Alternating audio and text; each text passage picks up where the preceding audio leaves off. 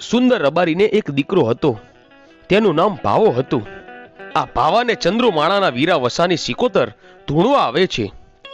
અને માં સિકોતર એ દિવસે બોલ્યા, હે રબારીઓ, હું વીરા વસાની સિકોતર ચંદ્રુમાણાથી દીકરી રતનની સાથે ચાવેલી ગામ આવી છું. મારે તમારા કુળમાં પૂજાવું છે. મને અહીંયા બેસાડો, હું તમારું નામ ઇતિહાસમાં અમર કરી દઈશ.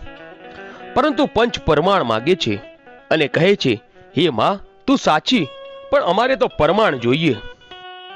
એ દિવસે રતનની સિકોતર બોલી, હે રબારીઓ, હું તમને એક ધીજ આપું છું, અને એ ધીજ સાચી પડે ને તો જ મને બેસાડજો. જાઓ, નજીકના વર્ષોમાં એક ભયંકર દુકાળ પડશે.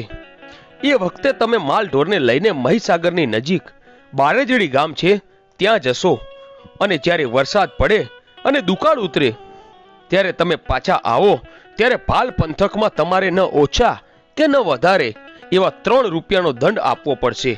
જો આમ જ બને અને તમારું એક કુટુંબ ત્યાં જ મહીસાગરની પાળે રહી ગયું હશે અને એ કુટુંબ મહીસાગરની મેલડીને લઈને આવે તો જ મને માં સિકોતરને બેસાડજો. પછી તો માં સિકોતરે કહ્યું, એમ જ બને છે. એકવાર ભયંકર દુકાળ પડે છે અને ઘાસચારો ખૂટી પડતા રહેવા લાગ્યા.